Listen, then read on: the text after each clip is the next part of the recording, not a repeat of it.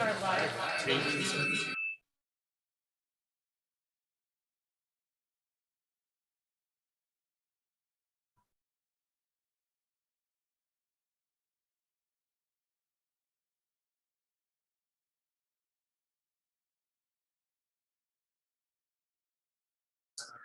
don't even have it. I just have it.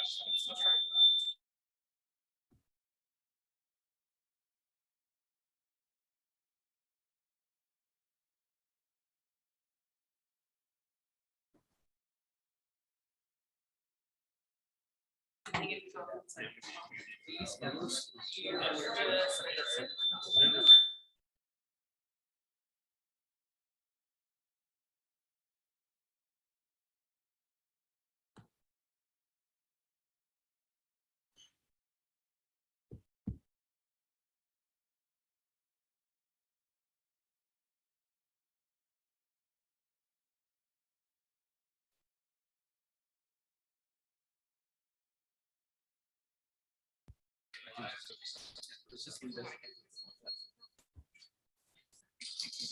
Engineering tech is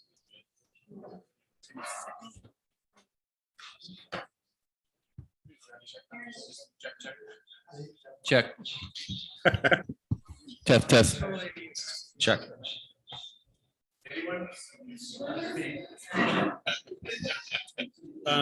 Yeah, that's the new.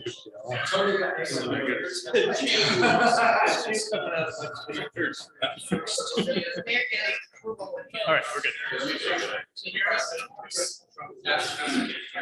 Hey, well, it's 6 o'clock, so let's go ahead and get this meeting started. I'll call it to order and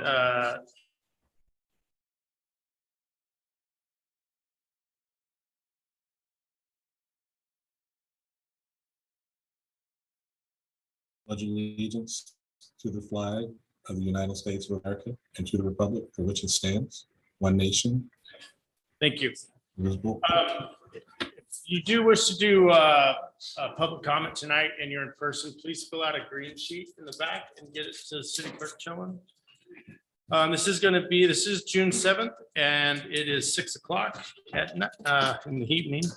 This is going to be a hybrid meeting. We have folks on Zoom as well as in person here at the mill in Lake Stevens. So with that, can we get a roll call? Councilmember Daughtry. Present. Councilmember Peter Shiggin. Present. Councilmember Frederick. Present. Member Dickinson. Present. Councilmember Georgestad. Councilmember Ewing. Present. Councilmember Tadger. Present. If I could get a motion to excuse Councilmember Georgestad. So make a motion to excuse Councilmember Georgestad. Second. Motion and a second. Any discussion? Hearing none. All those in favor? Aye. Any opposed? Great, thank you. And with that, can we get an approval of the agenda, President? Okay, do we have any amendments to the agenda as written? The only thing I would ask is that we strike 7B. Our attorney wants to review that contract. So Okay, so I'll make a motion to pull action item 7B and otherwise approve the agenda as written. we'll go through the agenda as discussed. Second. All right, any discussion? All in favor? Aye. Any opposed? All right, motion passes. Mayor, you have an agenda. Excellent, thank you. So this is normally a workshop, but we did ask for a special meeting tonight due to a couple of action items that are on the agenda. Thank you. And so with that, we opened it up for citizens' comments in case someone wanted to talk on one of those items. Under citizens' comments, we open the floor for 3 minutes to address the council on any subject you wish. I've got 3 green slips. Is there anyone online? No, there's no way. Oh, wait, excuse me, there was one citizen. Okay, let's ask for online. Is there anybody online who wishes to address the council for 3 minutes? Please raise your hand in Zoom. Okay, not seeing anyone online. I will go to our green slips and let's start with Brad Niceother. If If you could state your name and address, and you'll have 3 minutes. My name is Brad Nisether, live at 525 East Davies Loop Road, and I've lived in the Lake Stevens area since 1985. You should all have a copy of my letter requesting that the short-term rentals is given a good look for both the people in favor of them that run them and have them, and also for the neighbors in the area. And also look at possibly what other cities have been doing, because I know a couple of cities that I'm familiar with, Leavenworth, Washington, for example, and Ketchum, Idaho, for example, are now after the fact trying to put more regulations on the short-term rentals. And it's kind of a lot more difficult to control things after they've started. So I just, like my letter summarized, asked the council to take in consideration the rights of property owners that want to have the short-term rentals and the property owners that will live next to the potential short-term rentals. Thank you. Thank you. And next will be Magda Hop. Magda, I'm sorry. My name is Magda Hop, and I live on Stitch Road in Lake Stevens. I want to thank everybody for being here and for taking the time. Even though I only have 3 minutes, I'm going to get right to it. I provided you guys with copies of most of the material that I emailed, but not all the attachments. There's been a few things that I added, a couple of letters from hosts and visitors. I know I've spoken to a lot of different individuals and tried to encourage them to participate, but not everybody is gutsy enough to get in front of a crowd. Can you hear me? Yeah. I wanted to start out with saying that the language, I mean, I'm not against regulating hosting, Airbnb, short-term rentals. There's a lot of language going on. But I do believe that the ordinance language is a little too strict and somewhat vague. We hope that the regulations do not make it impossible for short-term rentals. There are people who have invested in properties in Lake Stevens and around for their retirement, while others are trying to make extra income for due to the tax burdens, especially if they are retired. And yet others who have large homes may want to share their properties for other reasons, i.e. raising money for medical expenses as an example. And I remember seeing several homes on Lake Sammamish in the 1990s when the market was crazy, kind of like this. Because people who lived there all their lives and then retired could not afford the taxes based on the increased home assessments and the increased utility costs. It is a burden and costly to homeowners to have inspections annually, unnecessary since the reviews and the Airbnb requirements meet the same objectives and through self-regulated systems. Short-term rentals are less than 30 days and not subject to eviction laws. Long-term rentals are more than 30 days, which are subject to eviction processes, and residents are permanently there until they sell or move. There's a huge also, and so there's a lot more problem with people that, you know, make noise and so forth. The majority visitors, there's a huge need for visitor accommodation as there's a total shortage of or non-existent motels and very few short-term rentals in Lake Stevens. Visitors and guests generate income for the local economy. You can look at some of the information that I provided with Snohomish County. And a lot of them eat out based on experience, garbage and kitchen usage, and they shop locally. The majority of our 178 visitors, purpose of visiting was their local family and events rather than just vacationing. However, people do come to access the wilderness and the outdoor activities nearby. There are those visitors that come for short-term work and need places to stay, as I included one letter as an example of some medical. Ms. Hop, if I could get you to wrap up for me. Okay, so please review the rest of my, it is in the summary or the summary and then other information. Thank you. Thank you. And Mayor John Spencer. And yes, I still consider you a mayor. 3 minutes, right? You get 3 minutes, so. Thank you. This is a different place for me. And it's good to see you all. I am here to speak in favor of the Planning Commission's recommendation to you on short-term rentals. I think they had a good deliberation and they provided you a good solid basis for going forward with short-term rentals. I also had intended to bring regulations from the city of Kirkland here this evening, but I'll get them to your clerk for distribution. They provide another opportunity for you to look at how another city has dealt with the question of short-term rentals. And they do provide for short-term rentals for owners and when an owner is not unable to be in the home. Okay. What I'd like to speak to, though, is something I've already spoken to in the letter that I sent you, and that is when short-term rentals become a commercial use within a residential area. And this can happen when a number of residents or homes are purchased by an investor and then maintained exclusively or primarily for short-term rentals. And that, in my opinion, should be looked at from a legal standpoint. When you are imposing a commercial use into a residential community, you are then changing the nature and the character of that residential community. And I think that that is something that needs to be thoroughly examined. And it's certainly something that I am certainly not in favor of, and I would think that others would be deeply concerned about it. I think there is a way to allow short-term rentals. And I think that the way you get there is to develop what I would call a very well-regulated system for short-term rentals. And that's going to take a lot of work. And I think it's going to take a lot of evaluation of how other communities have done it and how Lake Stevens might go forward with this. But I think in the long term, we need to be very careful, extremely careful, because as it's often said, it's really hard to get the toothpaste back in the tube once it's out.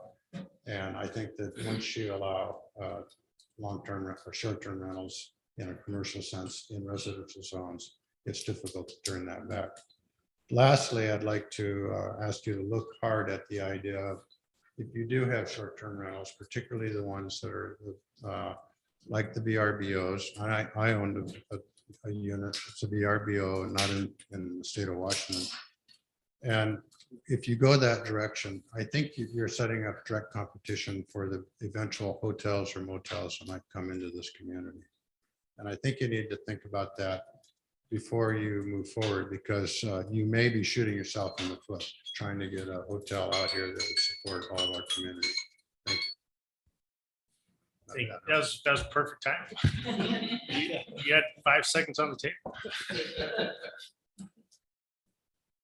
Thanks, John. Any other comments online, anything? Mayor and council, if I could, I just want to acknowledge 3 or 4 actually email comments that came in since the publication of the packet. So Kristen Haugen, Magda Haupt, who spoke tonight, Nikki Odgaard, and Rick Trout. So those were not included in your packet because we got them after your packet. So just want to make sure mention of that. Will those be forwarded to us? Did you They give were us, today, this They were afternoon, today, yeah. you gave us the Rick Trout one So in this packet? thanks for the clarification. No, it's not in that packet. So Rick Trout did send an email to you guys on May 17th, but staff was not copied. And so therefore it was not included in your packet because we just got a copy of it today. But I wanted to acknowledge it for the record. I didn't get one from Rick Trout. Okay, I'll make sure you all get that right now. Thank you. Appreciate it. I'll forward it to you. We good on comments? And that's it. All right. Thanks. So let's move to city department reports. Aaron.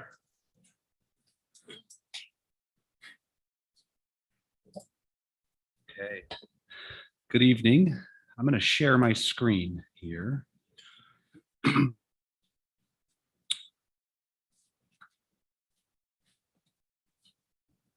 This is great. Okay. My name is Aaron Halverson. I'm the city's public works director, and I'm here to discuss some changes that are happening around public works with regard to how we're implementing Teams. Teams is a tool we've been using over the past few months to organize essentially our work orders or our tasks in Public Works. We, when I inherited this department, we didn't have much of a work order system. VWorks hadn't been used, which was the previous work order system. And we just didn't have a good organization or good understanding of the tasks and the responsibilities that we had out in the community in terms of tasks or work orders coming in and making sure they're being tracked. So as an interim solution, we have implemented Teams. And so this is an app, I suppose, within Teams called Planner. And this is how it looks for me. There is a bucket for each division: facilities, streets, engineering. My way. And so there's a bucket for each division. And for instance, operations, which is a large group, there is a North Cove floating dock replacement task. So I'll go ahead and open that up. And there's a description and a due date, 7/15.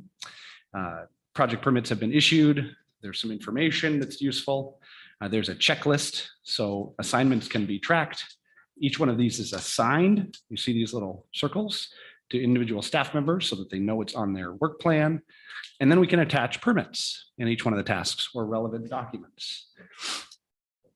In addition to that, as they are working through a project, as staff are working through a project, they can provide updates in each one of these tasks or projects. So for instance, I added file location for permits. Here is the file path. So this really helps us track what's happening with each one of the tasks in Public Works. A lot of these have many steps. This is a large project, but it could be a small project like there's a Sonotrol contract. It's just a simple, we need to draft a PSA, professional services contract with Sonotrol, execute it so they can do some work on one of our facilities. Now, where I wanted to go with this really quickly is show you the summary. I'll lower for a minute. So there are 173 Public Works tasks in Teams that are either late, in progress, or completed. There's actually 60 in progress, 21 that are late, and 278 that are completed, and 92 that are not started. You can also view each one of the buckets. Obviously, the red bars are behind. Blue is started, and green is complete. And you can actually look at how they're assigned to individual staff members and look at their performance as well. Are they meeting the deadlines in these tasks? So I guess what I'm trying to impress upon you folks is Public Works is working diligently to track its tasks. There's a lot to do in the community. So when we receive an email with, there are various inputs. We receive an email, somebody puts a post on our website, Civic Plus, and they request service. It goes into the queue, but there's a lot of competition for our resources to get things done. And so be patient with us. We're working on it, but we have a system in place that's going to be a good interim solution until we can redeploy VWorks, which will tie all of this information to actual geospatial assets in the community. Any questions?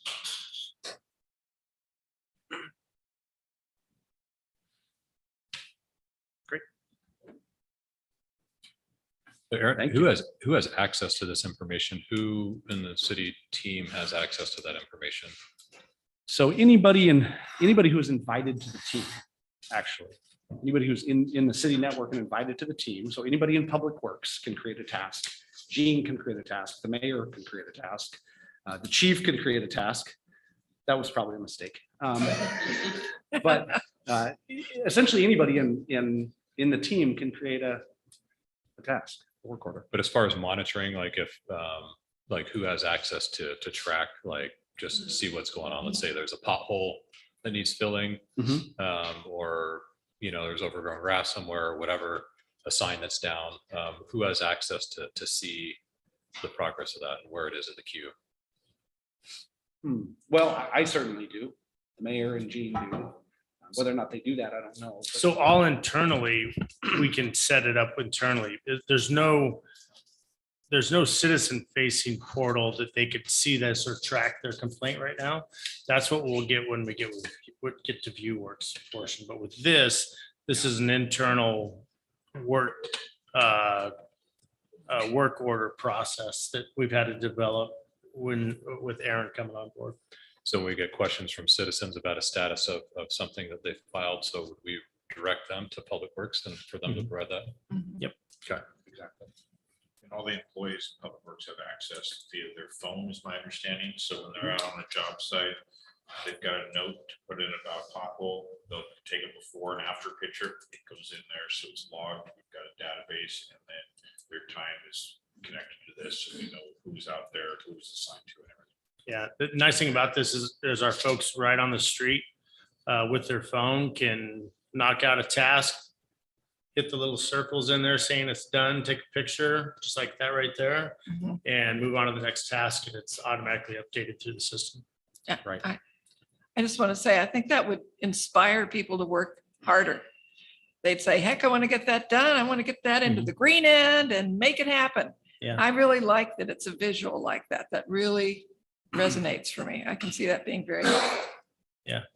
So if you just mentioned ViewWorks, which we've not discussed tonight or taking off the agenda. What is the difference between this internal tracking? What does ViewWorks provide? Right, so this is not tied to GIS. And Right. ViewWorks will tie it to GIS, which will give you the forever accountability of that one single asset throughout the city. Whereas this, yeah, we could archive it, but you couldn't, like, that storm drain is gonna have a number on it in GIS.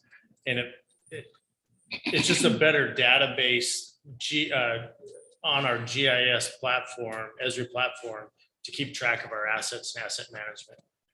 So is this a iterative process, or are you running No. side by side? So- Or are we so when- transitioning from Teams to ViewWorks? Yeah, so as soon as we get ViewWorks, this will transition into ViewWorks and this will go away.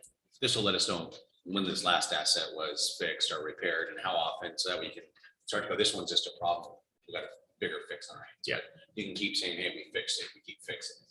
Yeah, this is our great Aaron's mind having to be organized, and this is his interim solution, That's right. which is great.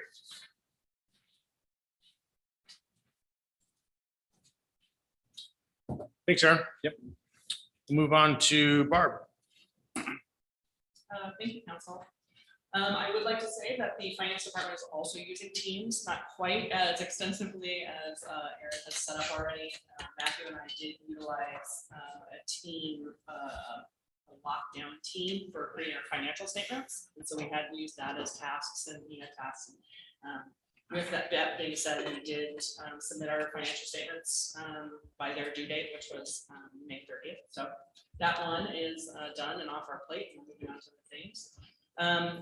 In your packet today, I have included the impact fee report for 2021. I'm not going to go into detail on this, but I just wanted to remind council that annually the city is required to provide a reporting of impact fees received and where those funds were spent.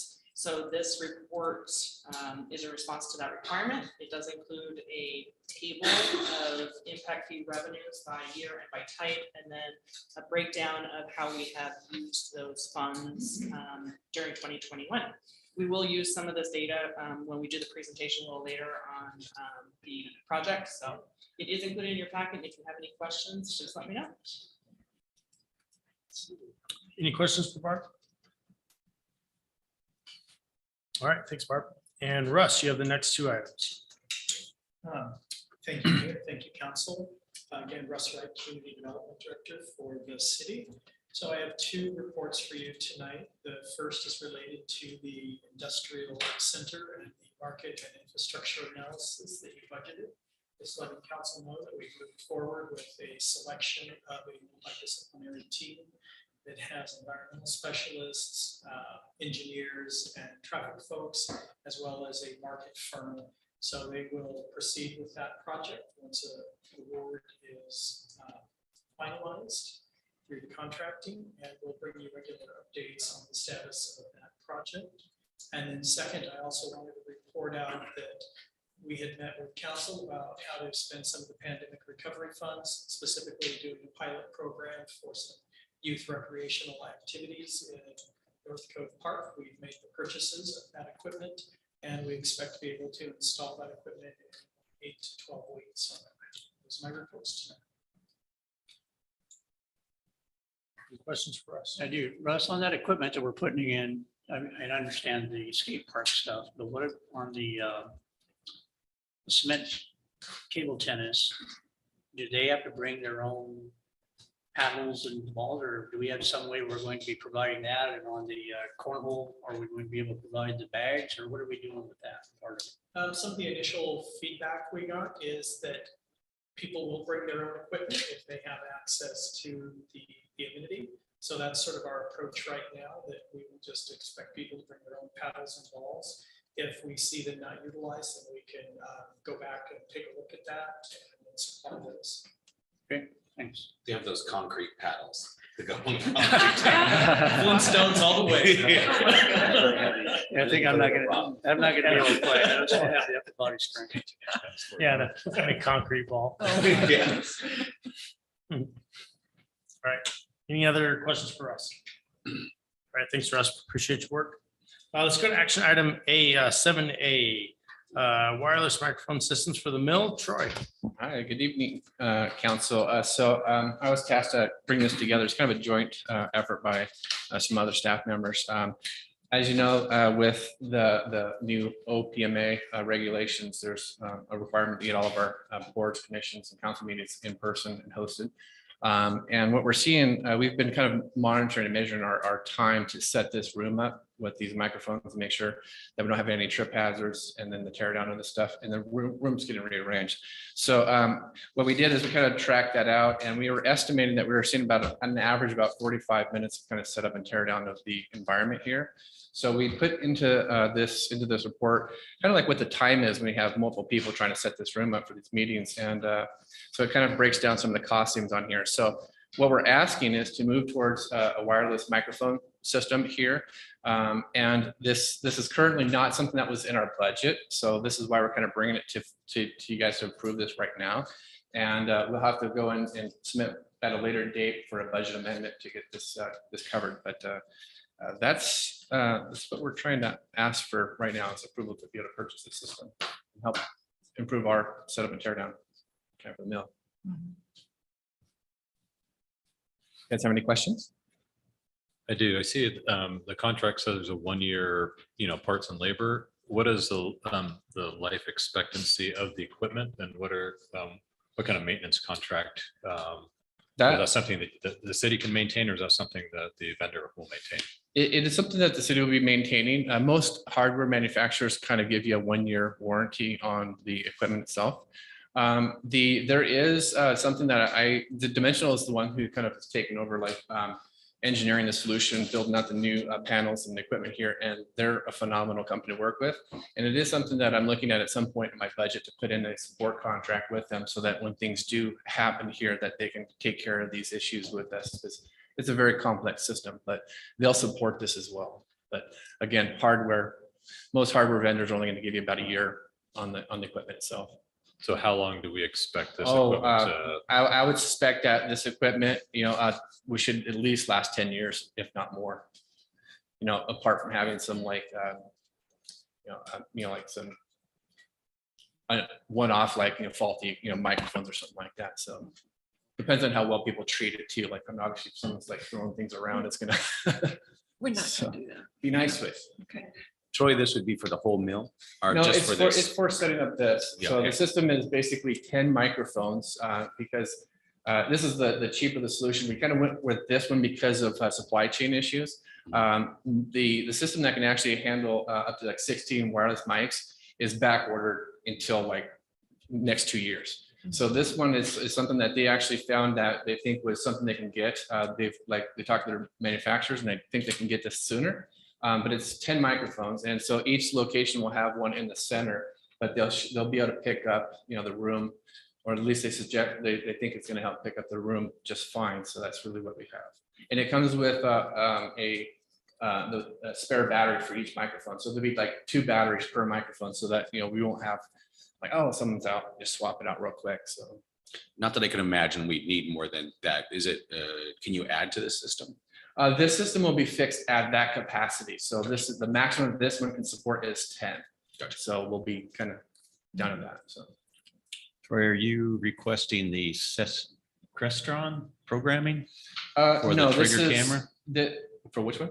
The trigger camera here that you note is Oh, $2,875. no, yeah, that, we're not requesting that.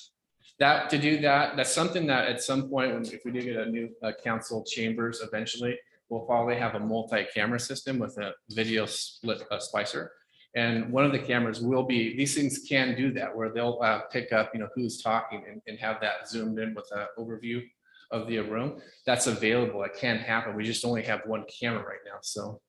Yeah, we saw that at the Edmonds Yeah. Community Center. The camera spun around to whoever was talking. Yeah, these things are digital and they have the, so they're based on the same Ethernet based system. So each camera has got a unique identifier. So basically that can tell the camera where to position it on presets. So it's pretty. Hey, Troy, what would it take? One of the things I'm thinking of is what if we do a bigger community meeting out in the hall? What would it take to be able to use this system out there?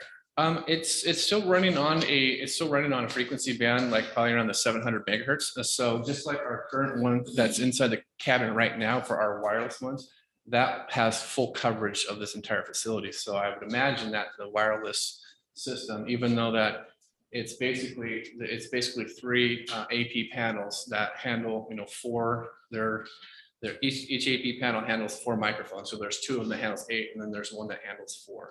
So we could use it out there if we need it. We should, hopefully, yeah, that's what we're assuming. But we'll still have this wireless mic system here too, so. That's where I was kind of going with that question is, can we use it? Yeah. The whole. Yeah, I think it'd be important if we had a Yeah. town hall or something out there to actually have it. The chamber brings their own gear in there, so. Yeah. Yeah, so essentially, it might be a little bit interesting because the AP panels for the antennas are going to be mounted on the wall back there, and they're kind of maybe directional.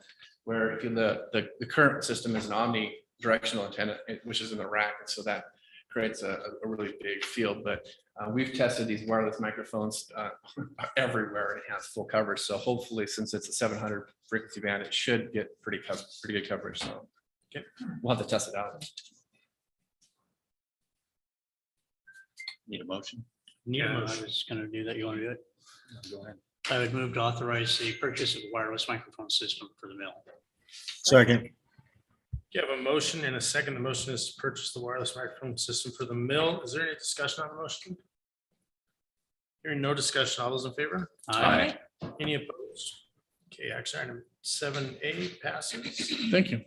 And we'll move to discussion items. 8A, briefing on short-term rentals. David.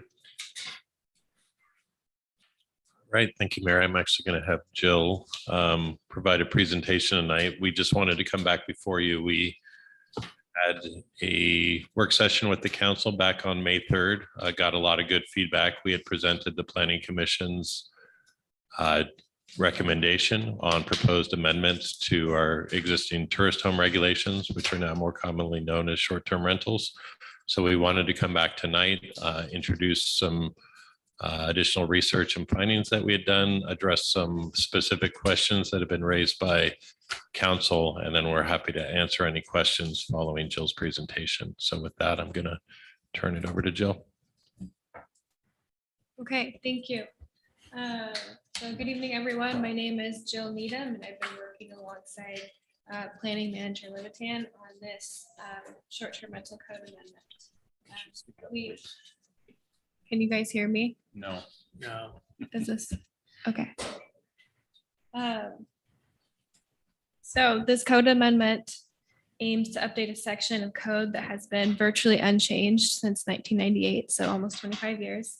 It does require the property owner to occupy the residence, which we will be referring to as hosted from now on.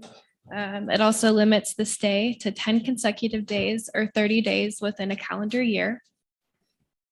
And as seen in the permissible use table, the applicants are required to obtain an administrative conditional use permit, or ACUP for short. So here is a map that I captured from Airbnb this morning. It appears there's 25 operating within the city, only one of which has been permitted through our process. And enforcement is taken on a complaint basis. So to date, we have had a couple code enforcement cases, which to my knowledge have all been resolved.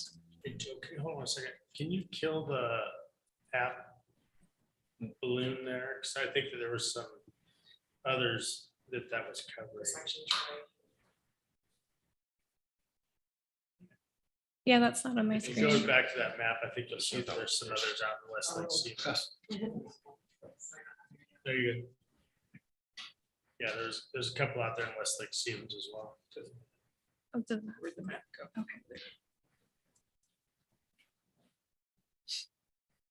Okay. Okay. So moving on, as you might recall, we held a work session on the proposed code amendments here at City Council back on May 3rd. The proposed amendments were based on the Planning Commission recommendation. They recommended the current code 5-1. And their recommendation was based on a variety of things, including the other cities' regulations that we presented to them over our work sessions, some public comments that were submitted, as well as the BMP manual for short-term rentals, which is linked in the packet if you haven't read it already. So in response, David has compiled a spreadsheet, which is shown in attachment 4, that summarizes council feedback from last meeting. So onto the proposed draft language. So the draft language proposed, it does not allow unhosted rentals and eliminates the duration limits that are currently imposed by the current code. It also establishes a maximum of 2 rental parties with no more than 8 total guests and no more than 6 guests in each of the parties. So 1 additional parking stall is also required. That is in addition to the 2 parking stalls that are typically required for residential use. The code. So for example, so folks renting out an ADU would have to have 1 additional stall for the bedroom in the ADU and then 2 additional stalls for the main residential use for the owner.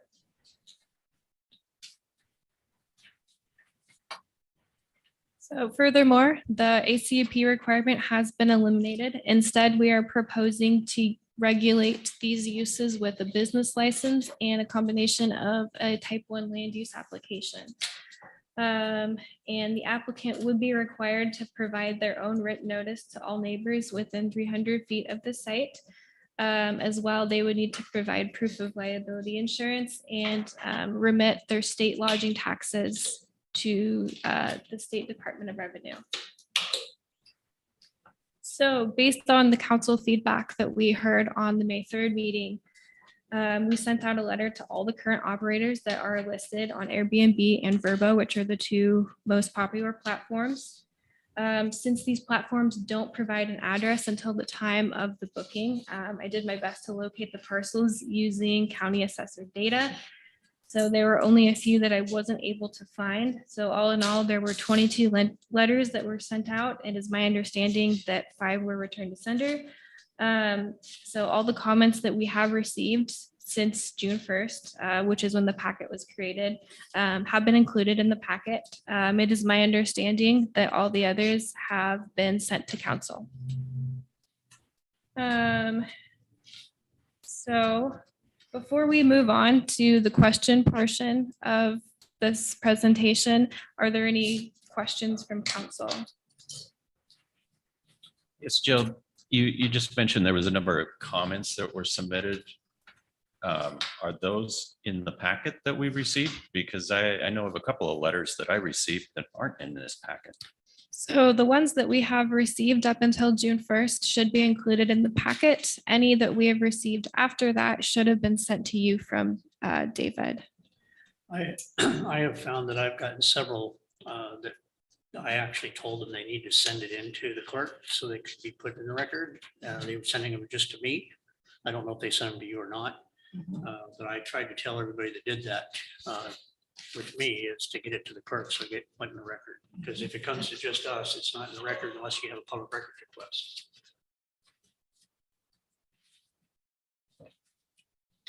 So the comments that are in the packet tonight are all the comments that were received by the city clerk and or staff as of June 1st. As of June 1st, right? And then the names that I gave you tonight are the ones that were forwarded to you today, which are Kristen Hagen, Magda who spoke, Nikki Agdar, and Rick Trout, which is one that we didn't have in our record, which I wanted to make sure was submitted tonight. Right.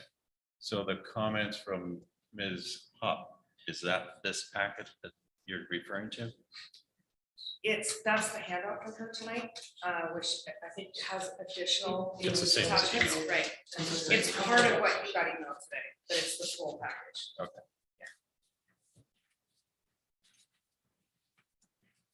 So Jill, you referenced two code enforcement issues.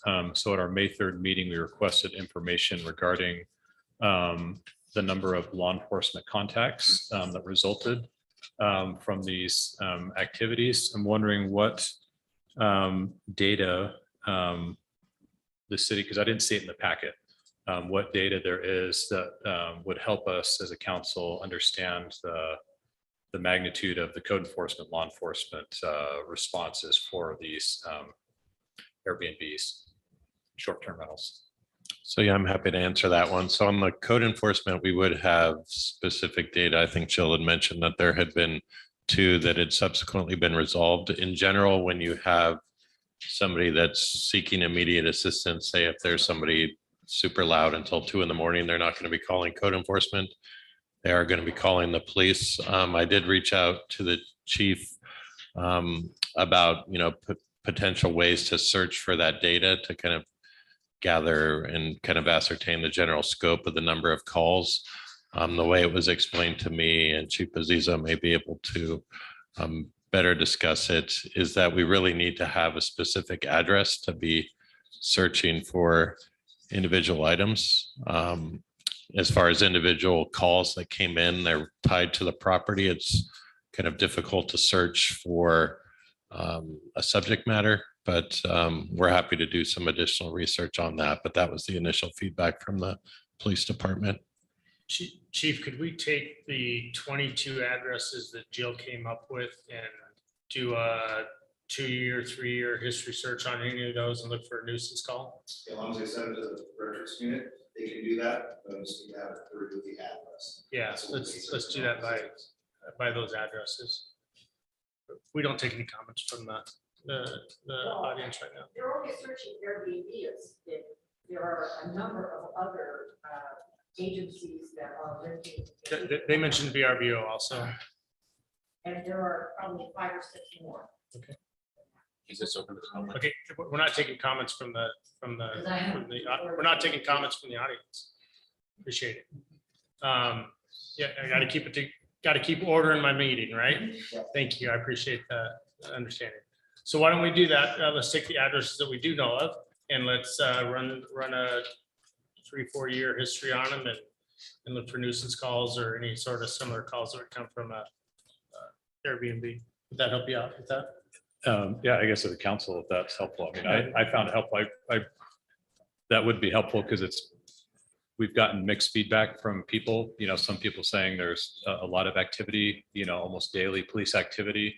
Other people saying there's no police activity. So having some data to support that information is helpful to understand the scope of the issue.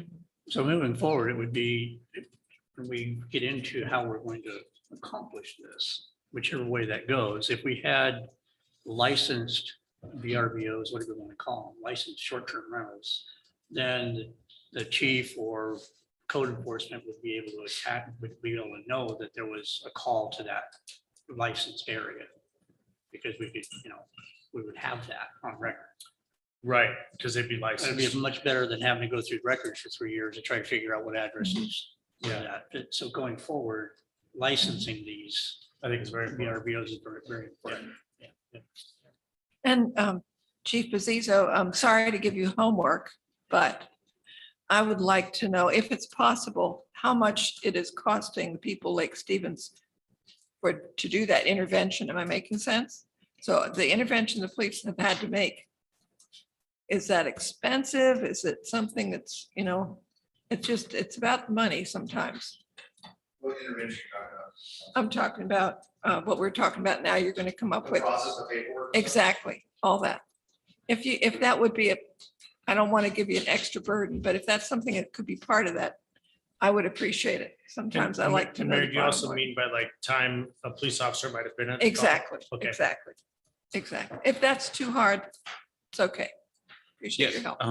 When we talked, something we talked about was doing a motel hotel tax. What are other jurisdictions putting for motel hotel taxes on their Airbnbs? Do we know that number?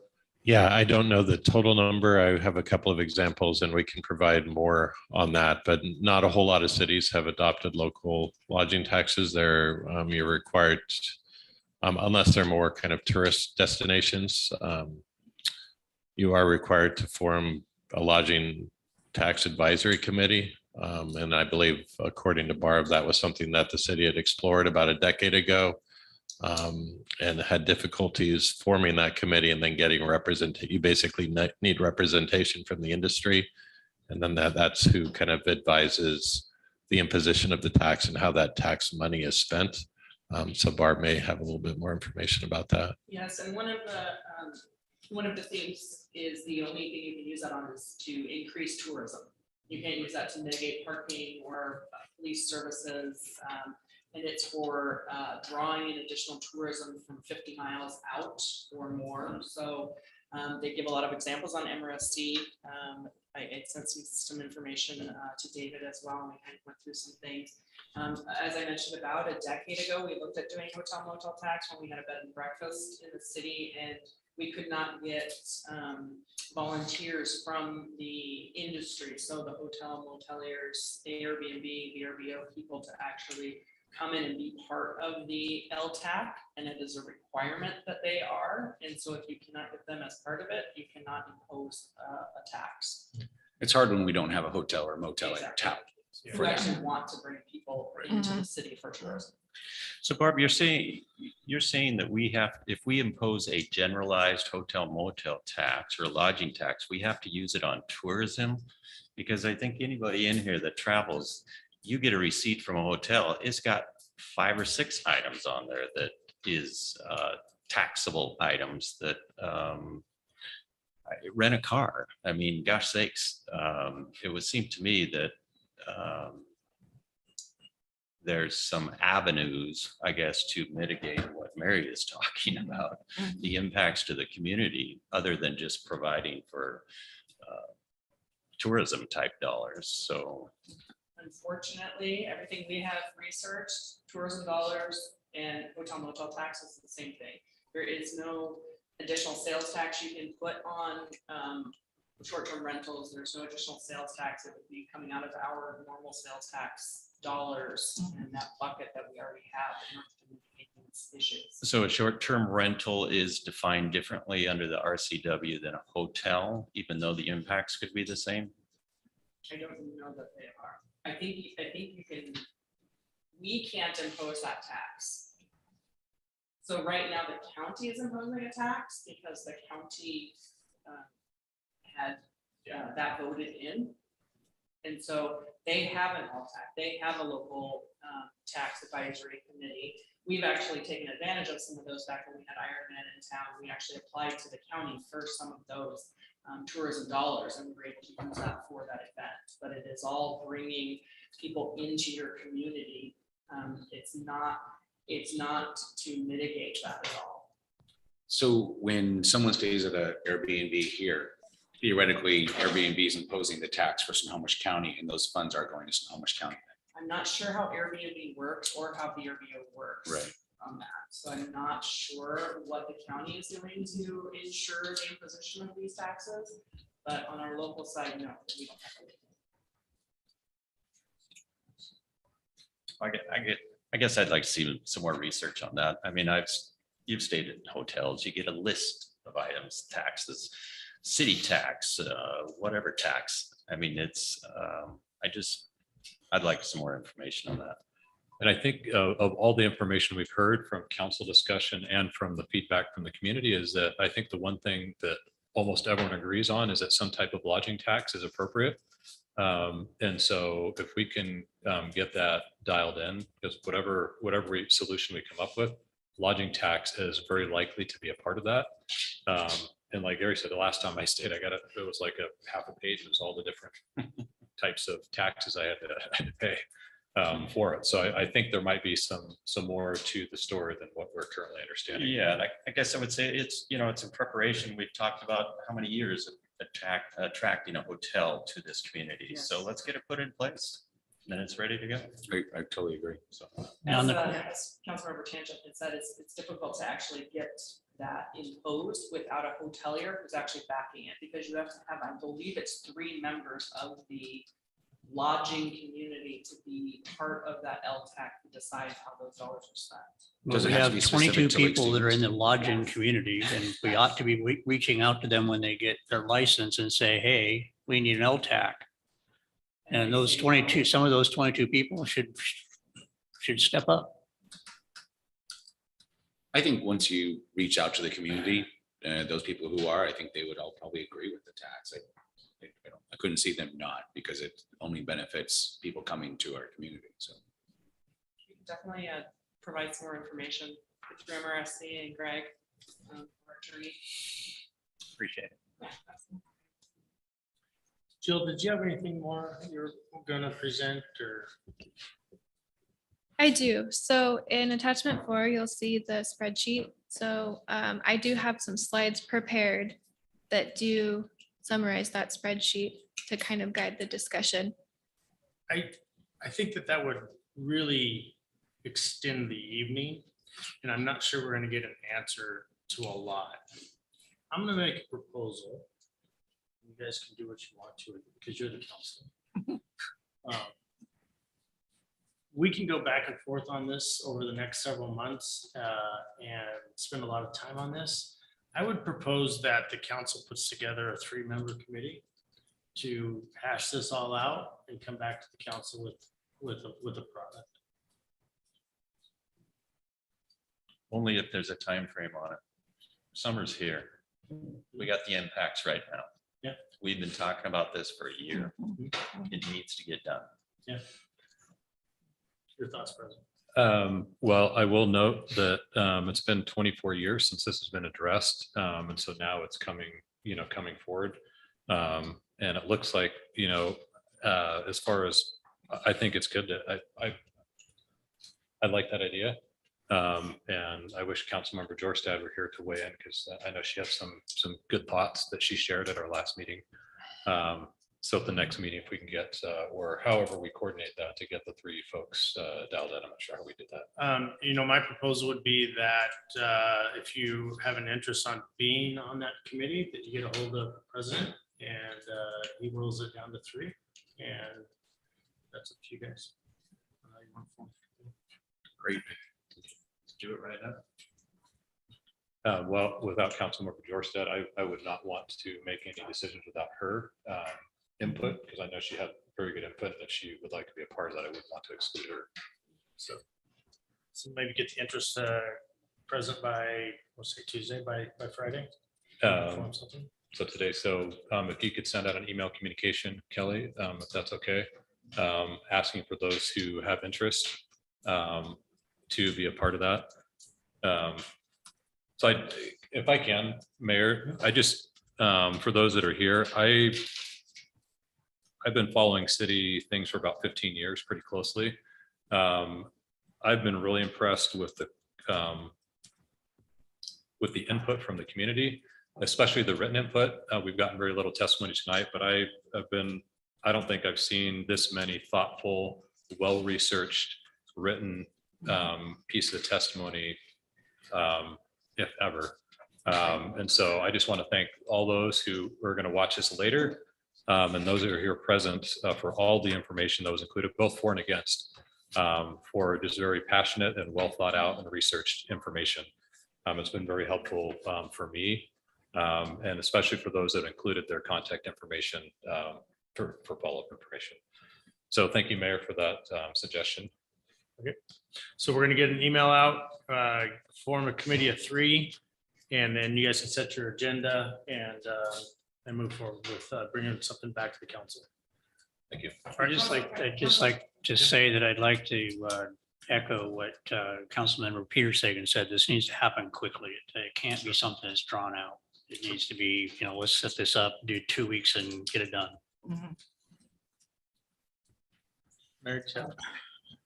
And yeah, I do agree. I think folks have had to wait too long. I can't believe how long this has been going on. Mind blowing. Is there, of course, I'd love to ask a question now.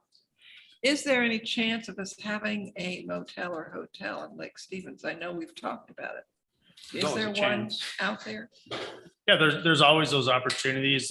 We've got a great opportunity. We're being looked at very heavily for an indoor sports facility. Oh, good. And that could attract a hotel. So, yeah. But we don't have anyone currently looking. But there's no one currently looking. No. There's no permits. No one's said anything about this property. No. Okay. All right. Okay. As long as this action wouldn't discourage them. That's all. I would like people to get jobs in Lake Stevens, and I know hotels or motels would be job providers. Absolutely. That's one thing. Okay, Kelly, you good on guidance? Staff, we good with guidance from the council? Okay. Perfect. All right. Let's move forward then. Discussion item 8B, capital projects. Is that Russ? Yeah, we're going to tag team tonight between myself, Director Stevens and Director Halverson to go over this report, and I'll go ahead and start. And I think Kelly's gonna get us queued up. So going back to the last several retreats and check-ins throughout the year, we'd like to spend some time going over our capital projects list. Tonight, we're proposing to break this up a little bit differently. We're going to first sort of talk about how we do things now, how projects get in our comprehensive plan. Then we're going to be talking about how to rank and prioritize projects and provide some scoring ideas to the council. And then we're going to talk about the funding of those projects. Next slide. Okay, so I could have actually advanced already, but so starting with the comprehensive plan, that's when projects get established. The council, the staff, they have an idea about a project, whether it's a street project, a park project, or something. And that gets added to our comprehensive plan, which is sort of the guiding document within the comprehensive plan. We also have a capital facilities element. That's the mandatory statutory requirement that we set that so you can fund and build projects. From that 20-year capital facilities plan, we dialed that down to a 6-year plan, whether it's for transportation improvements or other improvements. And those are the projects that are likely to move forward and be successful. And then from that 6-year plan, you establish your annual budget and fund a project, which starts into then an actual construction design phase. And we'll talk about sort of the timeline of that a little bit later. Next slide, please. So as we talk about the different types of plan levels, again, we do have the 20-year plan. And within our 20-year plan, we currently have 32 road projects. Those include multiple segments. So if you totaled all of those out, it's probably more like 40 or 50 distinct projects. We have 15 distinct sidewalk projects, 3 identified storm projects, 10 park projects, and 4 facilities projects. So you can see in our 20-year plan, we have lots of project ideas, and these all form the basis of our impact fees that we'll talk about a little bit later in the funding portion. So this establishes the need for the community. And then as we start talking about the financing, we bring it down to a more realistic, next slide, please, level, which is the 6-year plan. And so as we look at our 6-year plan, we have about over $22 million worth of projects in roads, about the same for sidewalks and a little bit less for the storm project, which is the outfall reporting and analysis. Park projects, over almost $11 million. And then for facilities and other projects, a little bit less that are actively moving forward in the budget. Okay, next slide. Then hand it off to Aaron quickly, and he's going to talk about going from this 6-year to what's funded and what's active. Right. Thanks, Russ. So we put the three buckets together, the 3-phase bucket. So we have a planning bucket, a design bucket, and a construction bucket. The key there on the lower right, you see that parks projects are in green, roadway projects are in gray, sidewalks, pathways are in orange, facilities are in red, and surface water is in blue. So you can, from this, you can see we have several projects in the planning phase. These are either fully funded or partially funded. We have one fewer project in the design phase. Those are, again, either fully funded or grant funding is pending. And then we have 5 projects that are under construction or contracts have been awarded.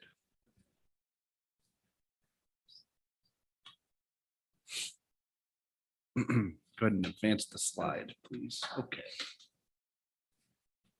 So aside from physical construction projects, we also have other types of projects, which are oftentimes planning projects. We have an economic development project in place with retail strategies for their retail recruitment. As mentioned earlier, we have some planning projects such as the Hartford and Machias Industrial Center. We have our housing action plan moving forward, a shoreline inventory, and a transportation element analysis that will begin this year. We've also been doing work on our City Hall alternatives analysis. And then we've also been working on the museum project. Next slide. And I wanted to take a moment just to do a check-in on both the City Hall and museum. Next slide, please. Oh, I'm sorry. I'm sorry. Can you go back one? I was ahead of you on my computer. Yep, that's perfect. So with the City Hall, we had met at the retreat and sort of talked about that a new construction was going to be about $16.7 million. We talked about some different alternatives that are part of our analysis, including looking at an existing complex where we could do some purchase and renovation. So sort of providing a high level range. I will say here that we had hoped to have our property appraisals in place tonight before this presentation. We don't, so we're still moving forward with some of our property estimates, and we'll continue to bring those numbers to council as they're refined. Some of the funding sources that we would look at for a large facilities project, obviously for the City Hall, we've talked about property sale as being a funding source, looking at our REIT capacity. Those are our excise tax, and then potential bond debt. Also looking at the museum, a few weeks ago, the council passed a resolution of support for a grant application. I will say I've been working diligently on that grant application and have gotten some good support from the Historical Society. That should be submitted tomorrow. Working through that, we do have a pretty good project budget now. We have received a formal cost estimate, and taking the cost estimates base price, which was about $1.89 million for construction. So those are construction costs, adding in some soft costs such as project management, taxes, brings the total of new construction up to about $2.2 million. And that would be a 2024 projection when we believe the project would get started. And then wanted to run over some of the fund sources with that. So we're requesting about $741,000 in grant support. It has been talked about previously that the surplus property downtown, those sources, those funds could go to this project. And then also talking about the new money, we'll call it, to bring into the project would be just under $1 million. And so just wanted to sort of put these projects up side by side, not that the council has to choose between one or the two, but it's likely that these two projects may draw from some of the fund sources if we were to go out to bond debt and be looking at the real estate excise tax as a source to pay our funded debt. So want to pause here and see if council has any comments on the slideshow up to this point, and then specifically on these two projects, if you're sort of tracking with the projected funding for us to move forward with next steps. Russ, on your appraisals, you're asking for actual property values. Are those properties that we presently own, or are those properties that you're looking to acquire that we've Both. talked about? Both. There would be an appraisal for the city-owned property at Chapel Hill, and then appraisals of the South Lake Stevens complex that we talked about, and that will get appraised two ways, per sale and a revenue-based approach. For the museum fundraising, local funds, new money, almost $1 million, where would that come from? Museum new money. Yeah, and that's what I was just sort of referring to, that council would have to decide if they wanted to take that on as bond debt. There is some built-in surplus for future projects in the pandemic recovery. That's another option. And that's for the museum? That's for the museum. So how much is the museum putting into funds to build the museum? They're not putting in any money at this point. We've asked them to do some fundraising for that project so they can have some buy-in with hard costs. Yeah, I think to answer your question, we'd love to see a fundraising campaign to get that 9.59 raise. We wouldn't have to go to bond or find other money. I know they're doing, and they're going to do what they can. I know that they're working very hard to raise that money best they can. I guess I would, for purpose of discussion, I will reiterate that in exchange for allowing us to do the things out here, the city at some point in time committed to provide a new facility for them. As to what extent that is, I don't have the answer for that, but I think it's incumbent upon us to step up to the plate and make a decision to contribute significant amount of funds. Otherwise, this wouldn't have happened out there. So I think we have an obligation to do that. And I would hope at some point in time, we make a determination as to what that amount is going to be.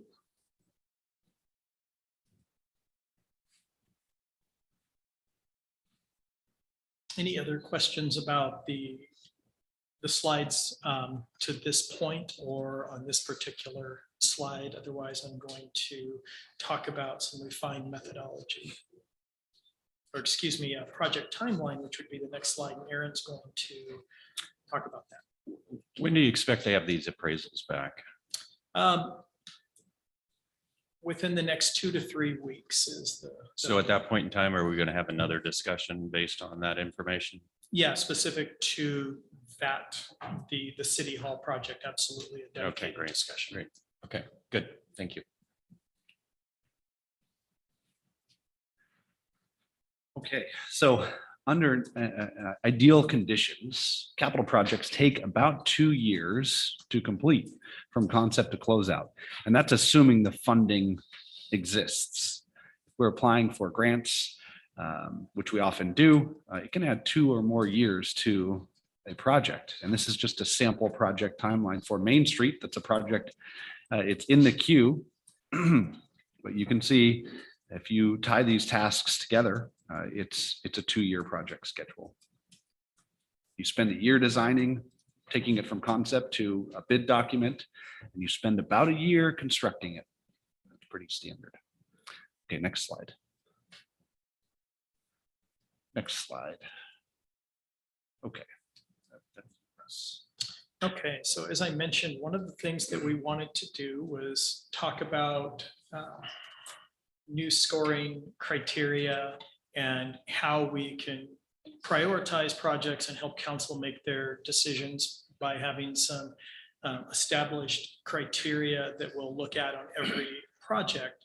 And so Aaron took the first stab at this as he was developing out the project list, developed some scoring criteria. Then we talked about, well, let's think of a way to present this that sort of shows a path from, again, that project being in the 6-year plan to how do we then go to council on an annual basis to get that project funded. So some of the methodology that we looked at is, to start with, there's the identified project, the call for projects. We've added it to the plan as we've talked about. Then we have to do the first prioritization and scoring to even get it then up to that 6-year plan. And then beyond that, it's going to go to the budget process. So next slide, please. So starting with the roads, again, we're going to apply specific criteria. Some of the things that we've built into the model is, what is the level of service for that roadway under Washington Department of Transportation standards? All different types of roads receive a level of service, which really means how fast are folks getting through the intersection, or you can adopt a corridor wide level of service, and that's how fast is someone getting from one end of that block to another end of that block. Most of our roads are based on an intersection analysis of wait time, queue time.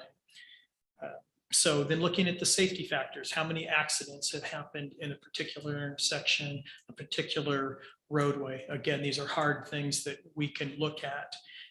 We'll be looking at that road type, what's the location, and then more of a qualitative aspect of this is then looking at the zoning.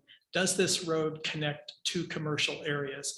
Does it connect a residential area to a commercial area? Does it connect to a public area? Each of those types of zoning would then get different criteria based on the sort of priority, again, coupled with the road type. How are we trying to move cars versus how are we going to be trying to move people, which the zoning in those two instances might be inverse to one another.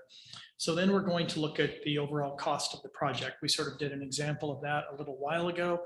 What's the cost? What's the funding availability?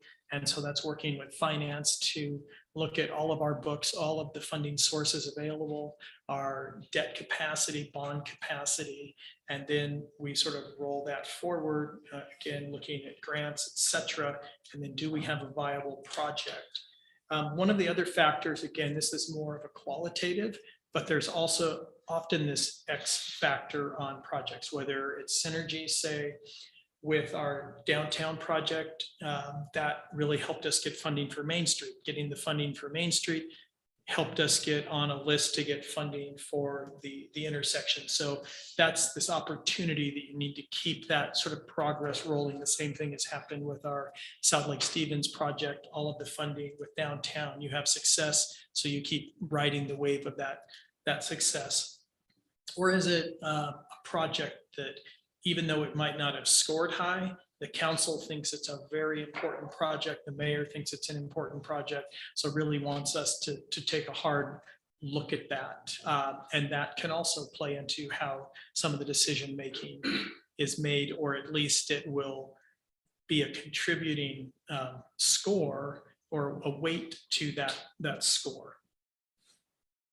And then once the priority, looking at all of these factors is established, it's going to get a ranking of high, medium, or low. And then the project moves forward, whether you're working on your grant application, council is funding it out of whatever source, and then it's moving on to design, and then sort of to that timeline that Aaron described of inception to shovel ready. Okay, next slide. Okay, I won't spend time going over each of the boxes in detail. Pretty much the same for the scoring criteria for sidewalks. You're going to be looking at the zoning, the safety factors, what connections are you trying to make, and these opportunities, funding, availability. But again, there is a method to go through all of these projects and rank and score to present them at budget. Next slide. And then also there is a prioritization for parks projects. It varies a little bit from road and sidewalk projects. And the first thing that we're going to be looking at again, is it in your plan? So if it's in your park plan, great. Then we're going to look at, does this park meet the identified level of service? Going beyond that, every few years we put out community surveys. And so then does the park improvement, does it give preference to these amenities that the community has identified as important? Or the other thing we look at, does it provide unique features in a park that's not provided somewhere else? So we're not necessarily duplicating all the same amenities in all of our parks. Then we're going to go through the familiar criterion, the cost, the opportunity, and then it'll also get its scoring and then go to funding. Aaron, did you have anything you wanted to add on this generalized methodology?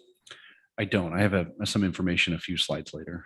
Okay, any questions from council before I hand it back to Aaron? Yes, Councilmember Frederick.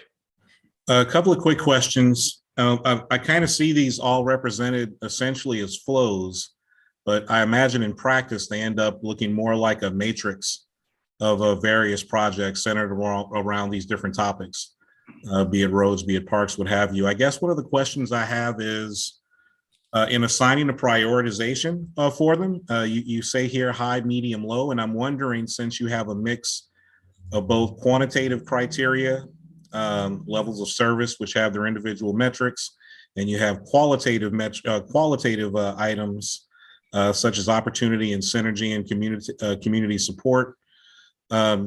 Is the prioritization going to be a quantitative factor, or is it going to be a qualitative factor? And what are going to be the drivers behind that? How does that ultimately turn into, this is 1 through 6 of projects that are getting funded? You're absolutely correct. So what was presented in these slides in the flow chart was really to simplify the process and just show the beginning to the end. There are individual matrices established for each of these. And I believe Aaron's actually going to go over those in a couple of minutes, but it does assign a value, to answer your question, to both the quantitative metrics and the qualitative that will come up with an eventual score. Then it'll drop into that high, low, medium range. Thank you, sir. You're welcome.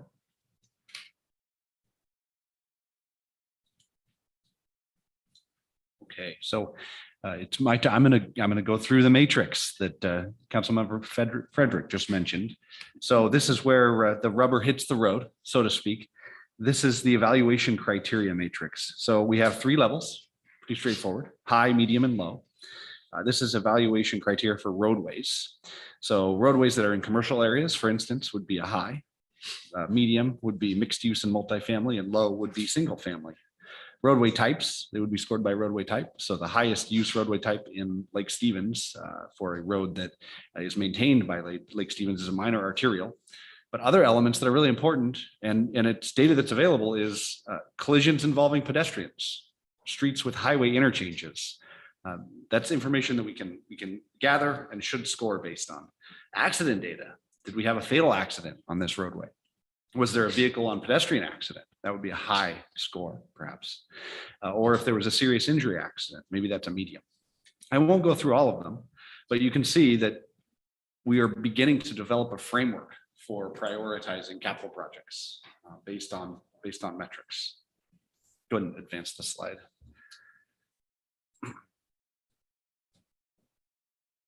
Kelly, go ahead. Please. This was your previous, and this is your next. Yep, there you go. Good. You hit on my screen. Okay, so what does this look like in practice? Here is an example list of projects. It's actually a list we've been working from. And this is roadway projects prioritized. So we have a cost estimate for this particular project, 79th Avenue Southeast. It's a $3.2 million project roughly. And it scores an average score of 2.11. That actually makes it the highest scoring project based on that evaluation criteria. I don't want to spend a lot of time on this now. We're going to bring it back to you when we start talking about the CIP, and we'll dive into these lists. Go ahead and advance the slide, Kelly.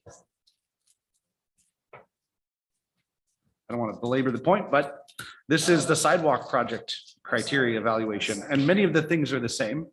There we go. That's great. But you might have things that would be slightly different. So when you're talking about sidewalk projects, you really want to make sure that you have sidewalks that connect to medical offices and services for the disabled, perhaps a library or a senior center. So those are going to score higher. Maybe a roadway that has more than one ped bicycle accident deserves a higher score. When you take a look at cost, projects that have lower costs but score higher everywhere else, obviously make sense. Those are projects we should construct. They should score the highest. Go ahead, Kelly. Okay, this is an example of a sidewalk project scored. This project, 16th, this is a roadway project or a sidewalk project on 16th Street, just south of here between Main Street and Machias Cutoff. It's a project that scores essentially the highest. It shares the score with 4 other projects. If we were to use this scoring strategy, it's an expensive project, $1.6 million. This list in the lower left is one of 2 lists for sidewalk projects. There are many of them. We've been gathering data on sidewalk connections for years. They're expensive projects, and it would be great to prioritize them this way. Go ahead, Kelly. Another thing we're working on, a list is one thing, but it doesn't really tell the story. So I've been working with, and we've been working with Zachary, who is our GIS specialist, on displaying these in a geospatial way. So let's put a map to these sidewalk projects. Where are these things? And we've begun to do that. And we're going to roll this out for our capital projects this year, where you folks, the council, others, can access our capital projects maps, add layers. This is the sidewalk layer. And if you hover over one of those lines, those sidewalk project lines, it will tell you what the project costs, its extent, and where it fits in the prioritized list. And we would have that for roadways and parks and each one of the buckets for capital projects. Okay. Okay. Transitioning to the transportation benefit district allocation. The transportation benefit district is a funding source, a taxing source to generate revenue to build the projects we've been talking about, transportation projects we've been talking about. There really are, again, 3 areas that the allocation would go towards. One would be pavement preservation. One would be the long list of projects that we'll share a little bit later this year. And then debt payment, should the city want to construct a large multi-million-dollar project, we would need to take on some debt. And so this funding source could do that. Go ahead, Kelly. This slide shows a list of roadway projects that the TBD could potentially fund. And these roadway projects are prioritized in the list that I shared previously and we'll share later this year. But there are $23 million of roadway projects that are pending, that are scoring really well. TBD could help fund those, match with grants, perhaps debt payments. Go ahead, Kelly. And this shows you a list of $9 million of sidewalk projects. These are great projects, connect schools to neighborhoods, connect commercial areas to commercial areas. And we simply don't have the funding source to do these things in priority order necessarily, but if we had a TBD or if we have additional funding, certainly pair that with grants and begin to construct these projects. Okay, Barb. Just looking at what Director Wright and Halverson have been talking about, looking at funding sources, one of the major funding sources we have for traffic impact fees. As you know, we have these in buckets based on where the revenues are actually received from in the city. They need to be spent within the same areas. We have the first one here is the TSA TDM that was only annexed up 20th Street from the county. We do have some funding left there. That was the Street corridor, TIZ 1 that is downtown. We do have some funding there. We have project applications currently of about $600,000. We budgeted receipts this year for $425,000, and so far we've only received about $9,400. So all of these uses of all of these impact fees really are dependent on the actual receipts coming in, and they're not easy to forecast out. We get the forecasting from the planning department depending on what land use they have going on, what permits are coming in, and then if the developers slow down, then the revenue slow down. We are likely to pick those back up in the future, but as you can see, we're down a bit in the downtown area. So our projects are dependent on the receipts this year. The downtown project includes our Main Street area, some of the Festival Street. Those.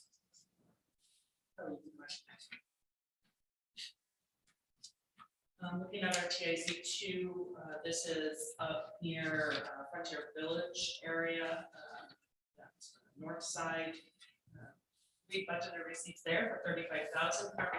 We received $262,000. As I say, it is difficult to determine where these are coming in, but we don't have any projects funding allocated in that area now, so there is some for the future.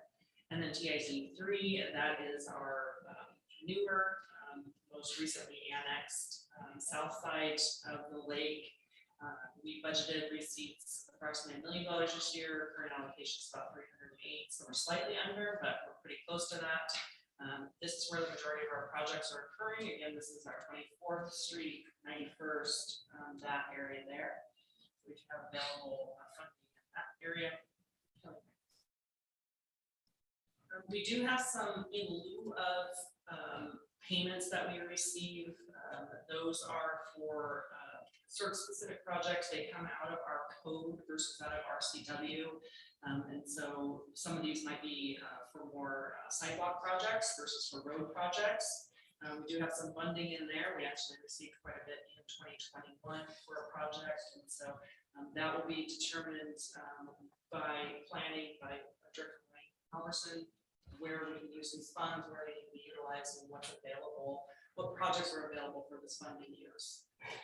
Comment on traffic impact fees, just to provide some context on why some of the actuals may not, the receipts don't balance the forecast. Sometimes, as we talked earlier about opportunity, we do get presented with opportunities during private development where we'll talk with the developer and say, hey, we'd really like you to make this road connection from here to here, install this sidewalk. And if you do that, we'll give you your traffic impact fee credits back, or a portion of those. So it's still building out the system, but the dollars don't always flow directly into the city with some of those projects.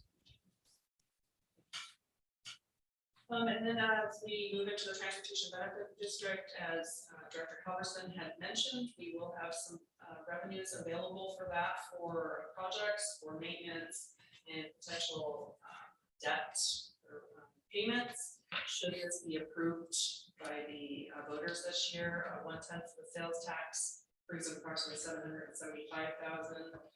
With new legislation passed, we can go up to 0.3% by a vote of the people, and that would bring in about $2.36 million estimated in 2023. And then just to look at a couple of other impact fees. Park impact fees are by RCW versus the tree replacement fees are within our code. So there's more limitations on what we do with park impact fees and the tree replacement fees. We came in under our budget in 2021 for park impact fees, but it does look like we're going to actually hit what we assumed we were going to receive this year. So again, we have a lot of park projects budgeted to be done with this money, and again, they are dependent on receipts this year. So as long as we can come with that 7 million, this is where we'll end up. The estimated available at year end, and we'll be able to fund the projects currently budgeted. The tree, like I said, this is a tree replacement fee, so when developers take down certain trees, they have to they either have to replace the trees or they fund the trees to the city, and the city's able to put those trees in on city land. So we do have some funding available there as well. And then just a couple additional things that we utilize for some capital projects. Utility fees are used for operating and capital. I just wanted to kind of mention it.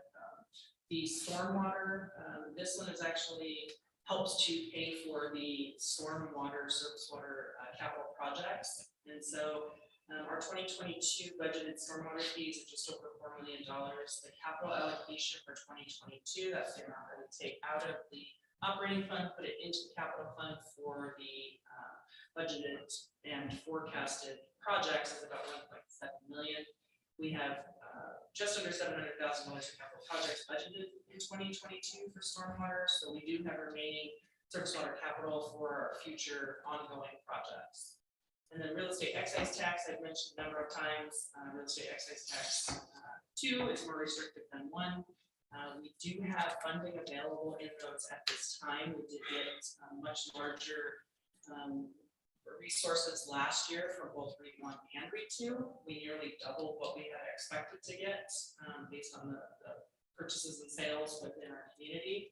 So we could go up to one-time expenses comfortably, probably $5 million with a one-time expenditure in capital this year, and then we would have to wait probably 6 or 7 years before we did additional capital projects out of REIT 1, or we could do annual debt service over the next 20, 30 years, and we can about the same. We get about, I think we get $4 million, $5 million right around there for that service on REIT 1. Again, REIT 1, you can do Civic Center. I do have a question into MRSC to verify we can do museum with that funding as a recreational service or as a city administrative facility. So I do have a question in that to verify. But those are the types of things. The police department, that's what we actually pay. REIT 1. REIT 2 is more restrictive. We can't do any type of city administrative building, police building, any of that. So that's more for streets, utilities, and park refurbishing. We can't actually buy a park. So we have some funds available there as well. Right now we're paying our infrastructure bond out of that REIT 2 fund as well. And then there's, there are some other funds that we are utilizing for capital. We have some general fund money that obviously when the city bonds anything, we are using our full faith credit, which comes to technically down to property tax. So when we do bond things, we're saying we're going to bond against our property tax, even though we have other revenue sources. So we can use sales tax and property tax to help with these funds. We have put away our construction sales tax for the last number of years, and so we do have funding available for whether it's park purchases or additional infrastructure. We do have some funding there.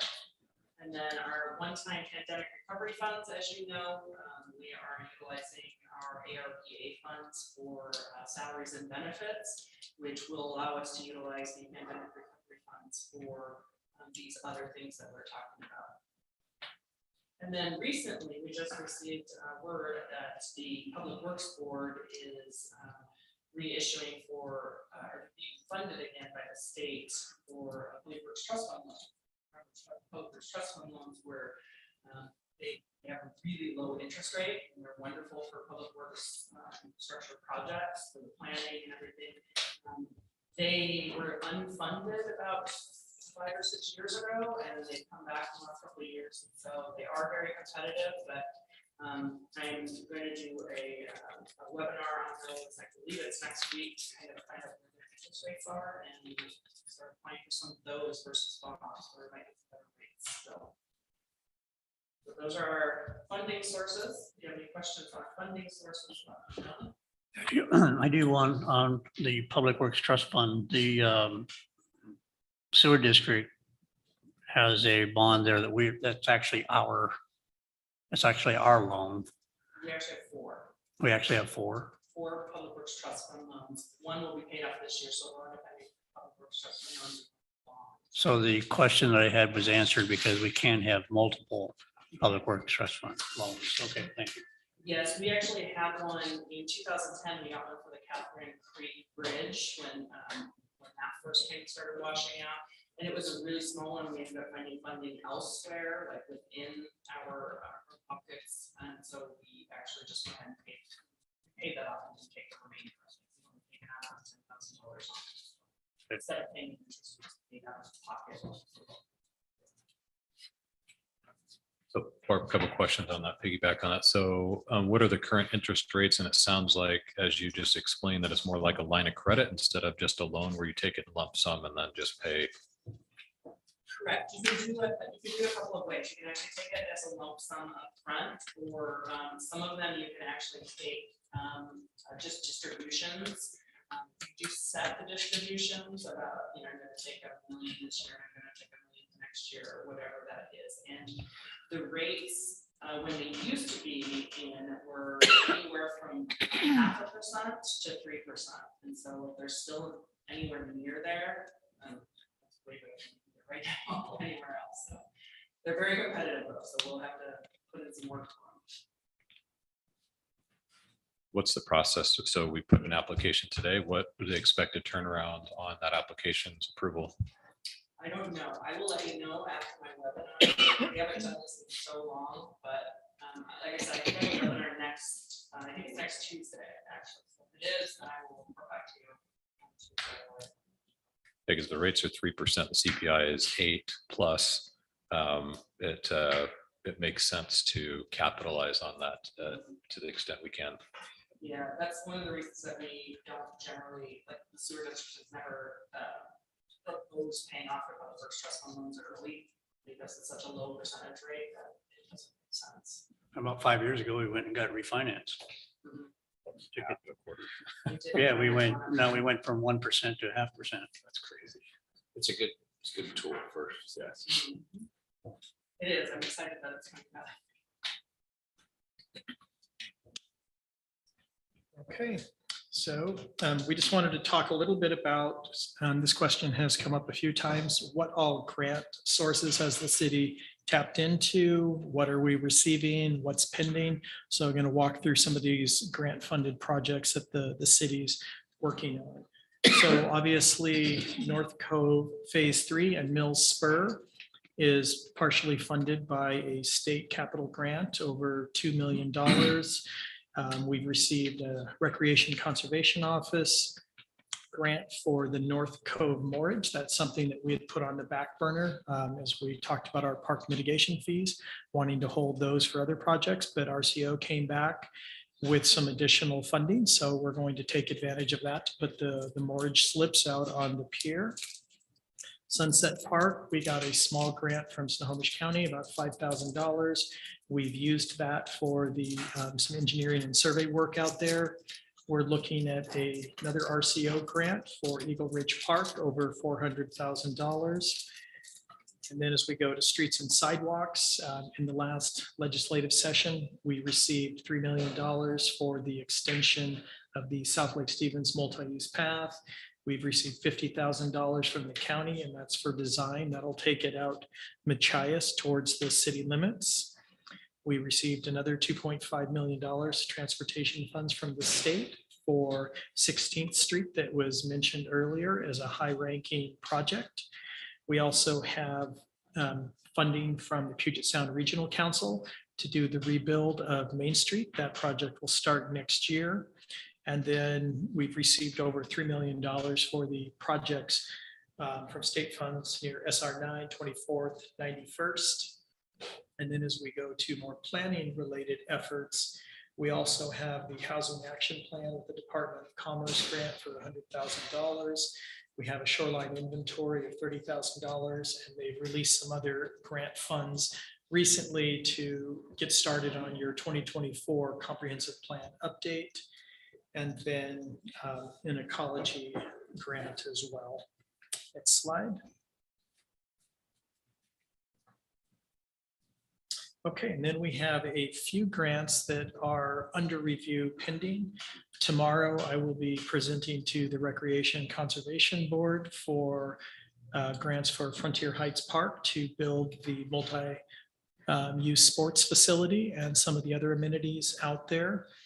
We have some street and sidewalk grants pending, specifically one for 91st under the safe routes.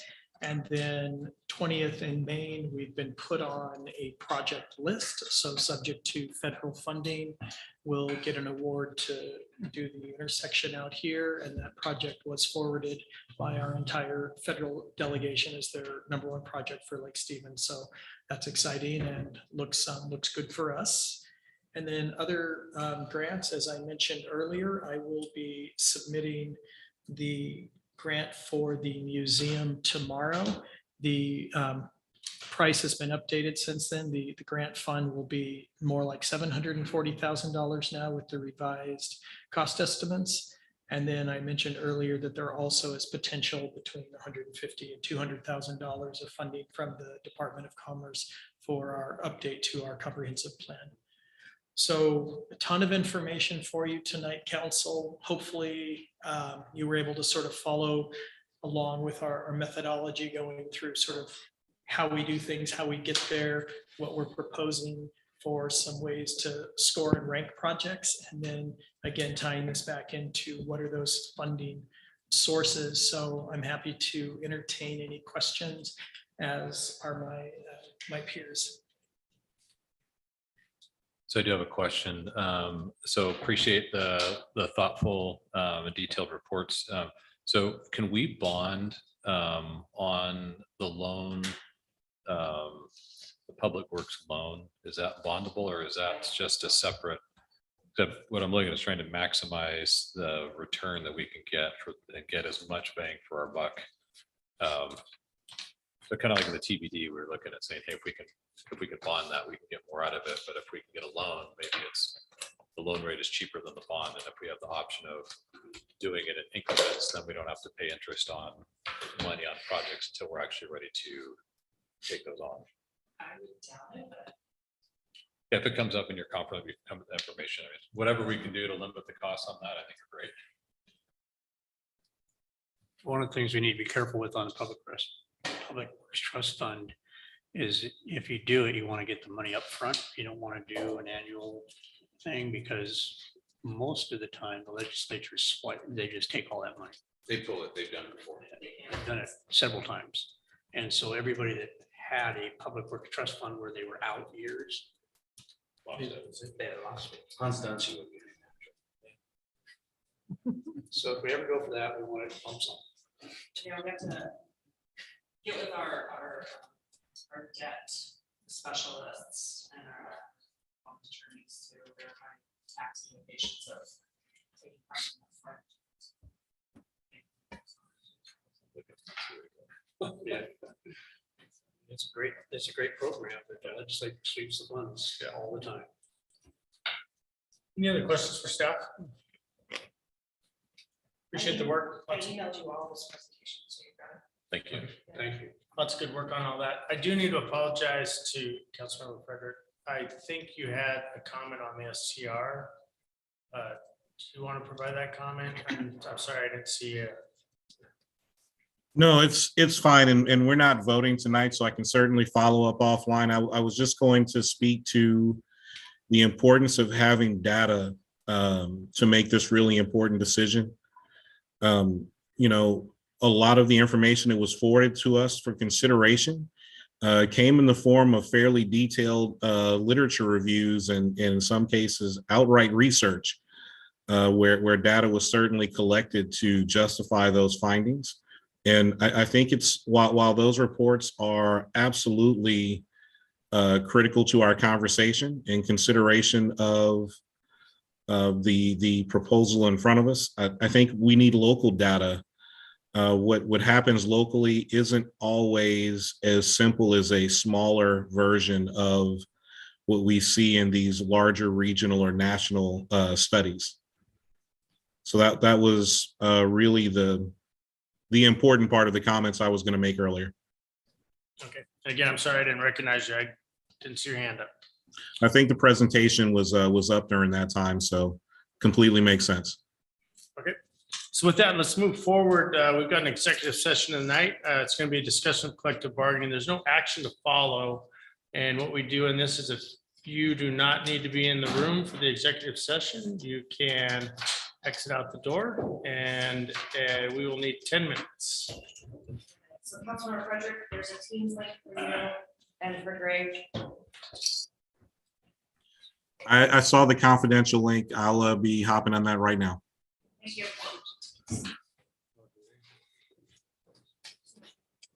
Started. Yeah. That's sound.